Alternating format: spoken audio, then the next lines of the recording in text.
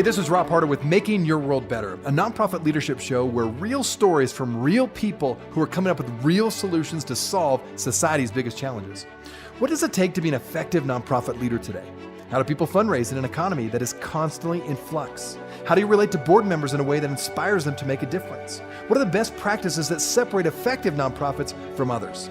It is my hope that through these episodes, people can learn not only what it takes to be an effective nonprofit organization, but to hear real stories from real leaders who are successfully making a positive impact in their communities. We hope you enjoy this series as together we hear how they're making their world better.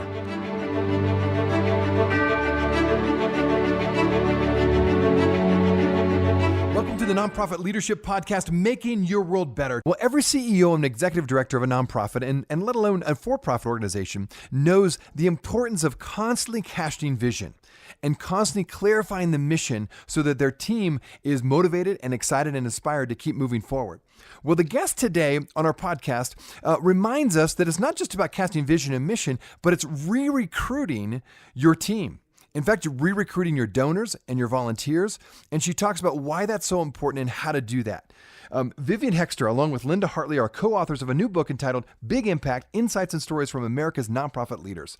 Big Impact is about nonprofit leaders who have found solutions to some of the world's greatest and most vexing societal challenges. The book explores how these change makers are implementing solutions in their communities across the U.S. and even around the world. I think you're going to really enjoy today's show.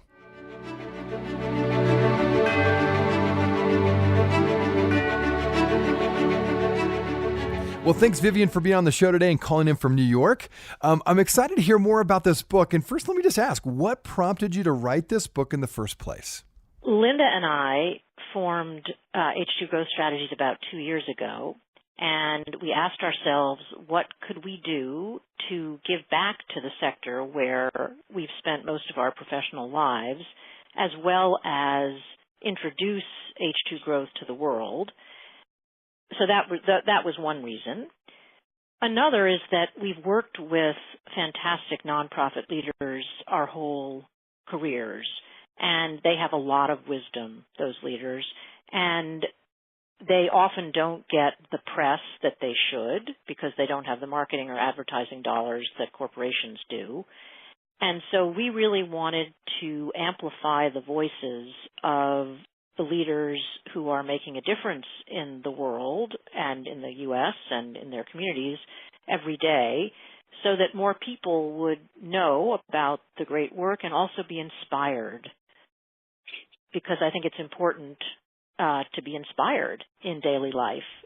I couldn't agree with you more. I think inspiration is so important, and you can work in a lot of places and do a lot of things, but if you're not inspired at what you do, that goes a long way. So agreed. And so you think about your book, what were some of the key findings of your research and what surprised you the most? What happened was we realized that as we interviewed, and we did about almost 50 interviews with key nonprofit leaders around the country, everyone from the president of the Rockefeller Brothers Fund to the CEO of Goodwill Industries International to the president of the William and Flora Hewlett Foundation.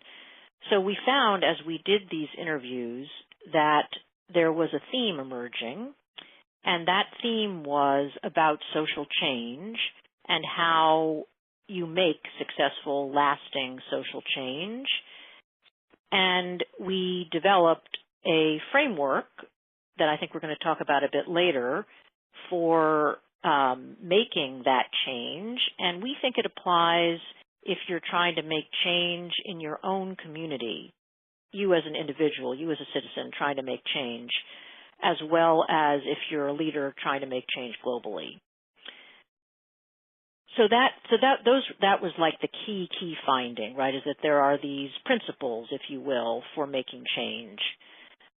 What surprised us the most was not only the emotional intelligence of the leaders, which is incredibly high in general, but also that something like 25% of them ended up in the sector, the nonprofit sector, as a result of personal tragedy of some sort, whether that was the death of a sibling or the early death of a parent or a great illness, that somehow they had ended up in the sector because they had experienced these traumas. For example, Tara Perry, who runs the National Court-Appointed Special Advocates for Children, was herself a foster child. And what CASA does is it recruits volunteers to represent foster children in court.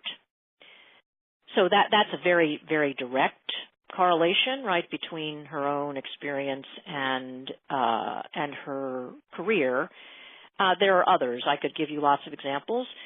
So we were just surprised that a full quarter of the people we interviewed had ended up in the sector because of tragedy. I think it's really interesting. We've had a lot of people on the show, and I've seen that as well. And I've heard people tell their story of why they got involved with their nonprofit or why they started a nonprofit. And you're right. It's typically something that's either a tragic situation or it's certainly a personal connection to something that's happened in their life. And it wasn't always positive, and then they turned that around to something good, and they wanted to change the world in some way based on that. So that's fascinating. You found the same thing. So you've already kind of shared this a little bit, but maybe share one or two examples of nonprofit organizations or perhaps nonprofit leaders that are really solving today's biggest problems in creative ways. Well, the book is full of them, of course.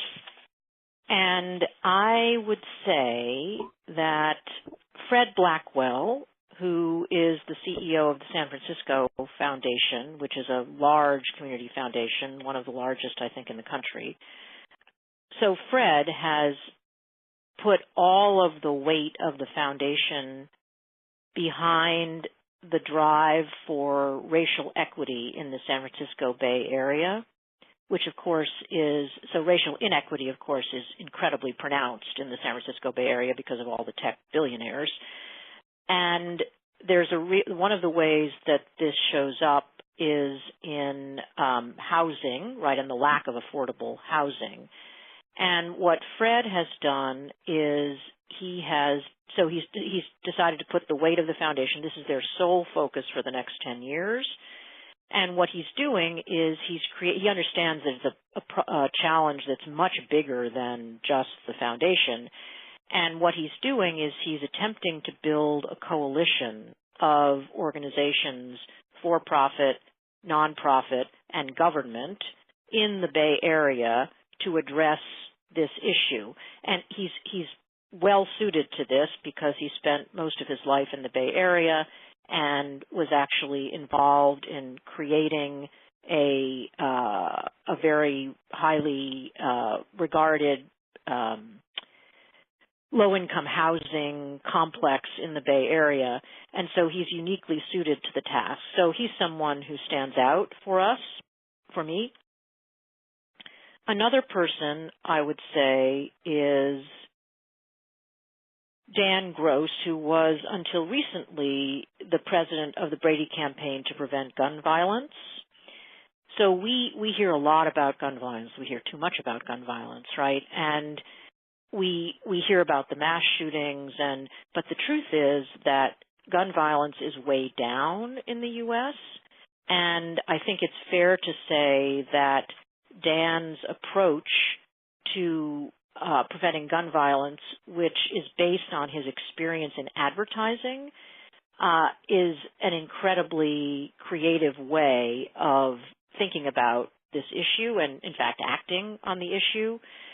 And, Dan is not probably wholly responsible, but at least partially responsible for thinking about or speaking about gun violence as a public health issue as opposed to a criminal justice issue.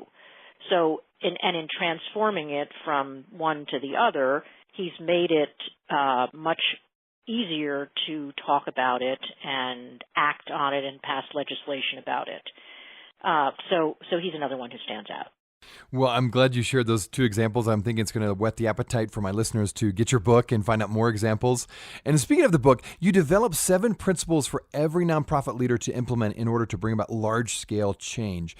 These are the 7. So for those who have not read the book yet, here are the 7 that you list out. Sharpen your leadership skills. Ensure your own house is in order. Be crystal clear about your goal and articulate it persuasively. Then campaign on many fronts, build broad-based coalitions, persist, and finally leverage your success. So all 7 sound fascinating, but maybe would you say, could you rank the top 2 most important out of these 7? The first one that jumps to mind is persist.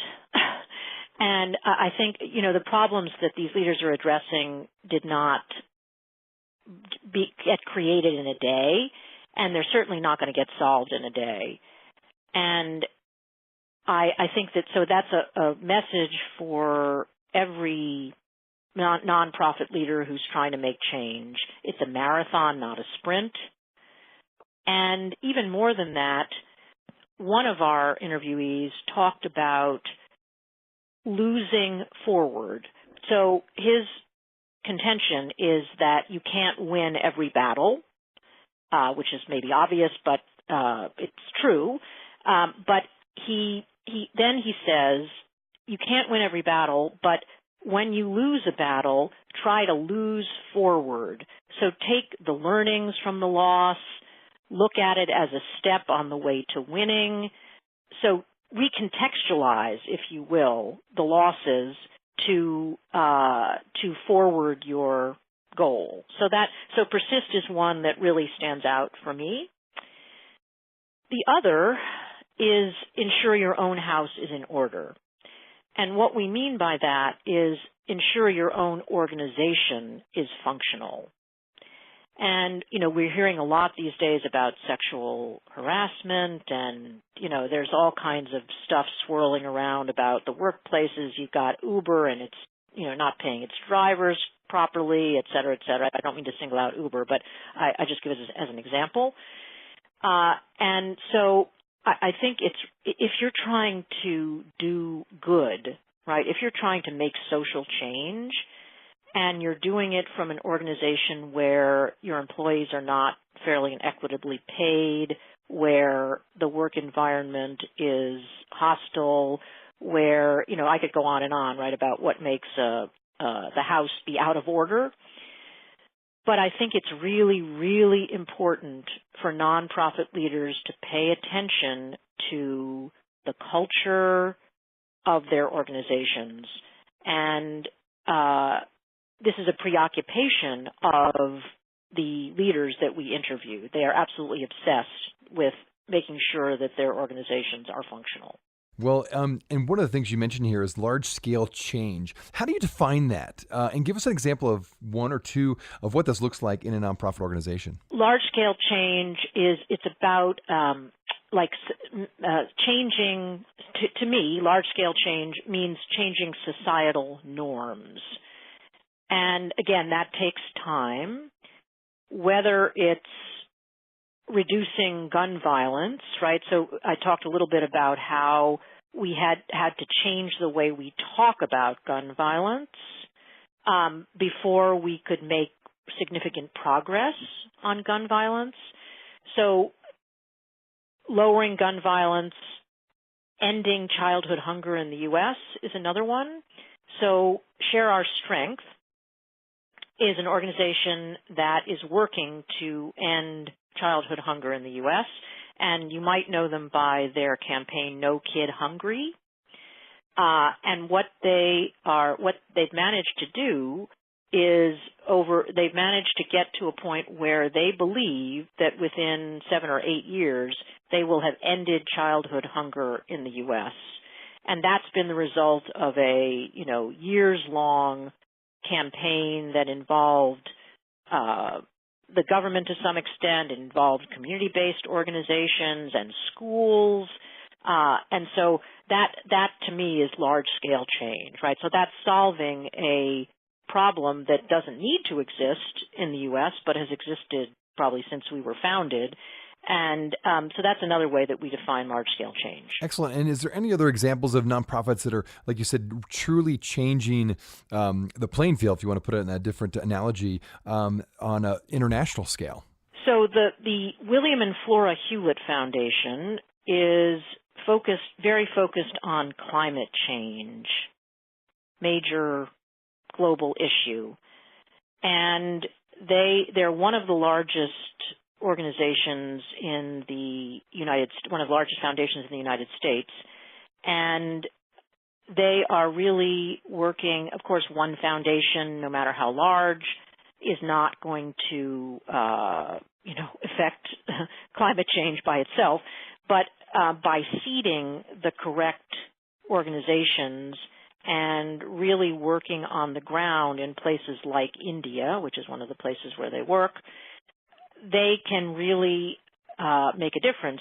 One of the things that foundations also have is convening power, and that's something that the Hewlett Foundation does a lot of, is convene different stakeholder groups and constituencies to think about and work on the issue of climate change. So that's another example. Well, one of the key quotes from the book is this one from Tom Dente, CEO of Humentum, which is a training and advocacy organization for international NGOs. You quote him as saying this: "People always talk about communication, but I don't think that's the most important thing. It needs to be more. It really is re-recruiting. You're always re-recruiting people to the mission, to the value they provide, and to the roles across all levels." So talk about that. I like that quote. What, in your opinion, does it look like to re-recruit? I just have to say, Rob, that is one of my favorite quotes in the book. So I'm thrilled that you picked that one out.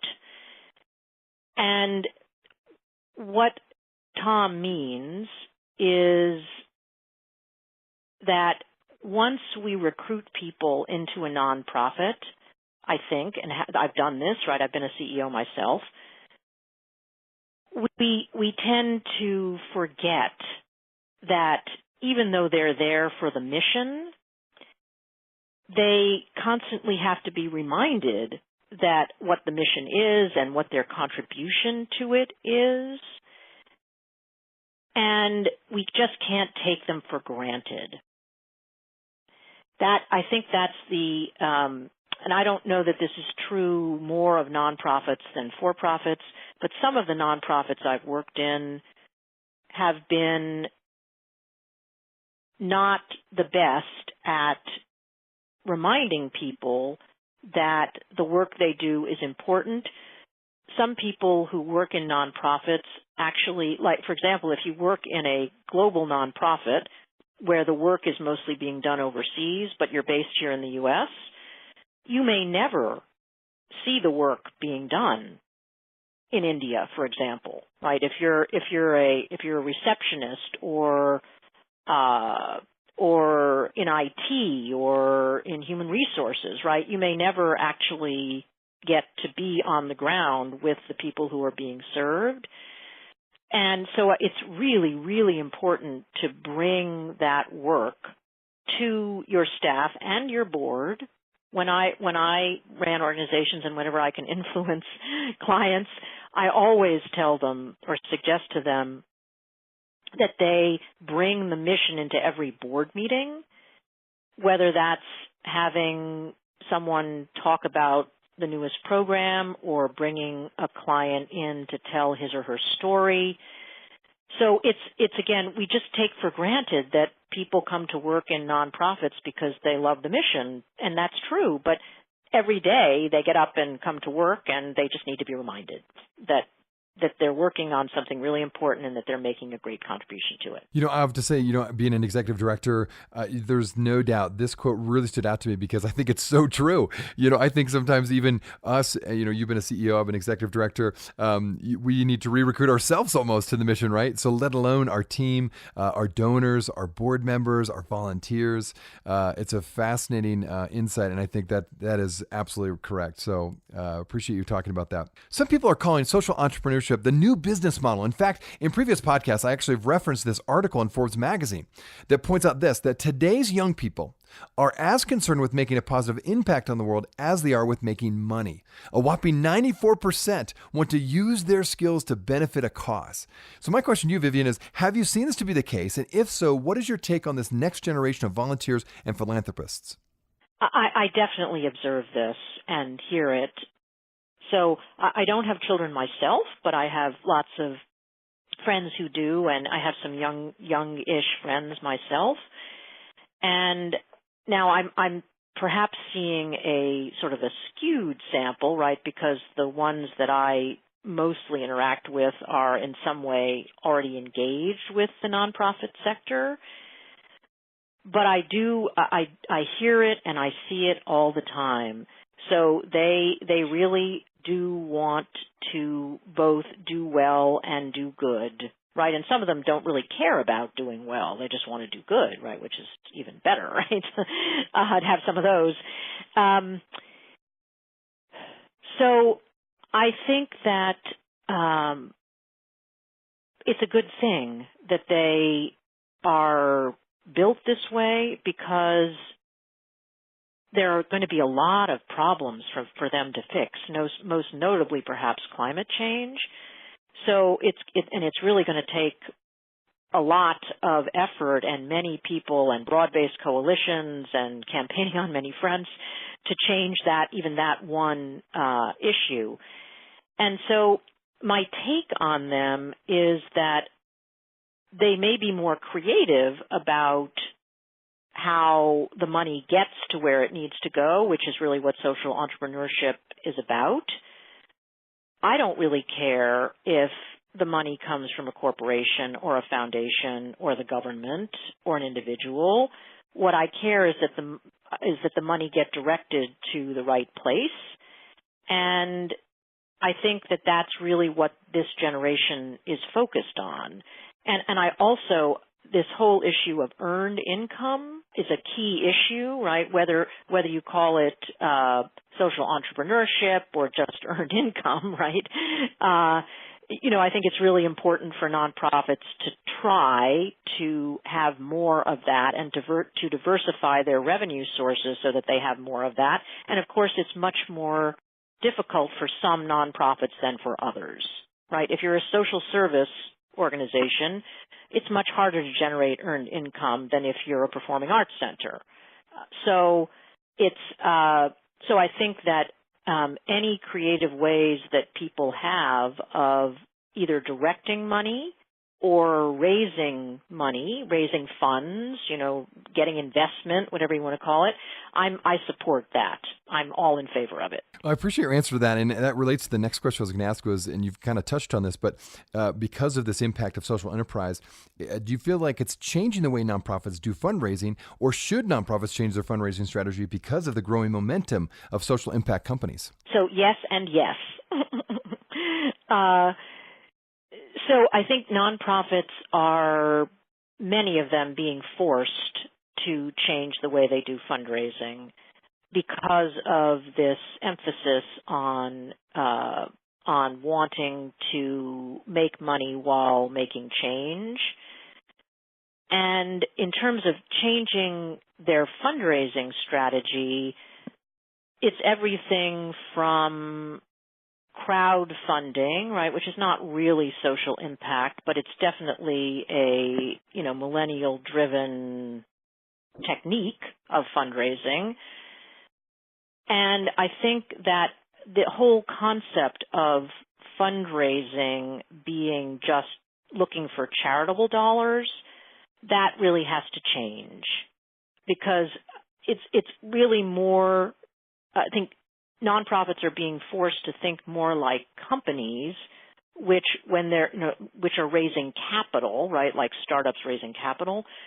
So I think that nonprofits are having to change their definition of fundraising to keep up with this social impact trend. Now, that being said, I'm also a little bit skeptical about the whole idea of social entrepreneurship.